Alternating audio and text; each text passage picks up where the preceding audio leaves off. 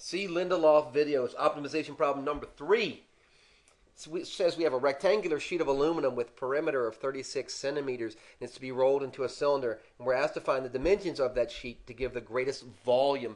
So I'm going to start off, frankly by drawing a picture. So I'm going to draw this picture. What do we have here? We have a rectangle. So here's our rectangle. Here's our rectangle. And if you don't mind, I'm going to call my rectangle X. It's a rectangle, so XX, and this is Y, then this is Y. And the perimeter of that thing, what are we asked to do? We want the greatest volume. So I'm looking for our constraint. Our constraint is that we have this perimeter, right? So we have 2x, right, plus 2y is equal to the perimeter, and the perimeter is equal to 36, right? So this is our secondary equation. How do I know it's secondary? I know it's secondary because it's not the one we're being asked to optimize. When you're asked to optimize something, you're asked to minimize or maximize, and they're asking us for greatest, so that's a max, isn't it? So this is our secondary equation, and your professor's going to want to see that. So there's your... I am going to simplify this. I'm going to divide everything by 2 and get x plus y is equal to 18, isn't it? So I'm going to leave it like that. I've had people ask me, do you have to use these variables? Use whatever variables you want. Just try to be consistent. Right? We're going to roll this thing up. We're going to roll this thing up. We're going to end up with a cylinder, aren't we? We're going to end up with this. Something like that, aren't we? And it was something that looks a little bit like that. And the volume of that cylinder, the volume of our cylinder is always pi r squared h. I can hear you asking, will we be given this by our professor? Will we be given this on the exam or not? I don't know, but it shouldn't be a big surprise. Either look on whatever kind of test you're taking or ask your professor for that kind of information. That shouldn't be a big secret. I will say that you should be familiar with these things somewhat. Okay, so I think that's fair. So now we need some stuff. I'm looking at this graph and I'm like, we don't have anything. Usually I'm saying, now get it in terms of one variable. Hell, we don't have any variables. So I know this. I know that the circumference of a circle, this is a lot of equations. Circumference of a circle is equal to 2 pi r, isn't it? 2 pi r. That's the circumference. But if you look at this thing is going to get wrapped around. So this whole distance is going to be equal to x. So I can get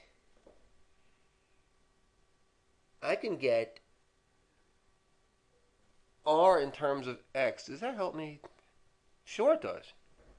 Sure it does. So I think that's one thing that I'm going to do. I'm going to solve this out, and I am going to get that the radius is equal to x over 2 pi, isn't it?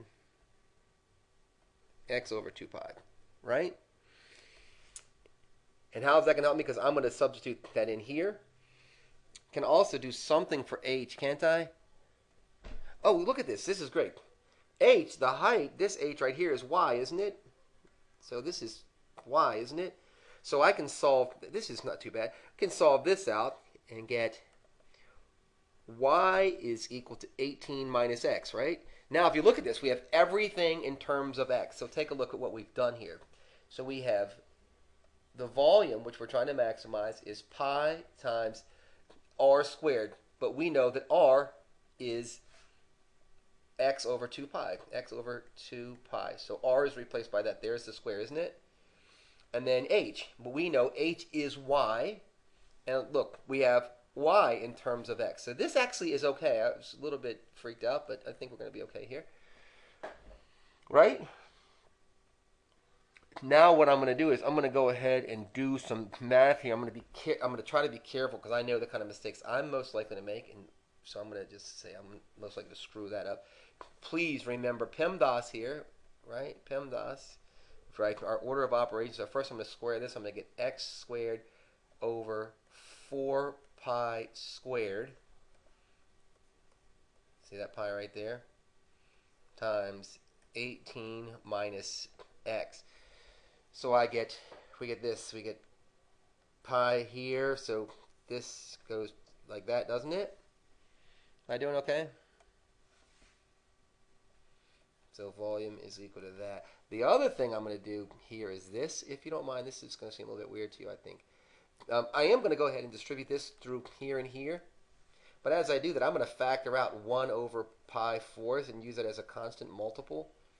And we'll get 18x squared minus x cubed. Hopefully you can see why I'm doing that. Right? So is everybody cool with that? I think that makes sense. From here, I'm going to just start taking my derivative. So I'm going to take dv dx. But I'm just going to call it v prime. So v prime is equal to 1 over 4 pi times 36x, right? Minus 3x squared. Hopefully we're in agreement here. And if you look at that, I'm going to just clean this piece of math up a little bit. So my v prime is equal to 1 times this crap is that crap at the top. So 36x minus 3x squared all over 4 pi, isn't it? Okay, so from here, I'm just going to go back and find the critical values. I'm going to find the critical values here. Here, I'm just going to keep going. You know, I'm just going to keep doing a little bit more algebra. I'm going to get 3x times, what is it? 12 minus x. Is that right? Yeah, it's just 12 minus x, isn't it? 12 minus x all over this.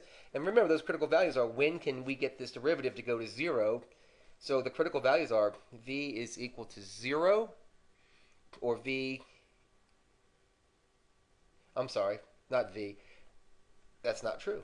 I'm sorry. X is equal to 0 or x is equal to 12. Well, of course, this doesn't make any sense, right? We can't have a perimeter. We can't have a side. We can't go up here and have a side that is 0. That doesn't make any sense whatsoever. So we can exclude that answer, and we can get x is equal to 12. So we get x is equal to 12. And if x is equal to 12, we can go back up here and find that y, right? Y is 18 minus x. So y equals 18 minus x. We have here that x is 12, so x is 12. So y is equal to 6. And there we have it. All right? Well, that was kind of a lot. So I hope that this worked out for you. Thanks for paying attention. If you have any questions or comments, please let me know. And if you haven't already subscribed, please do.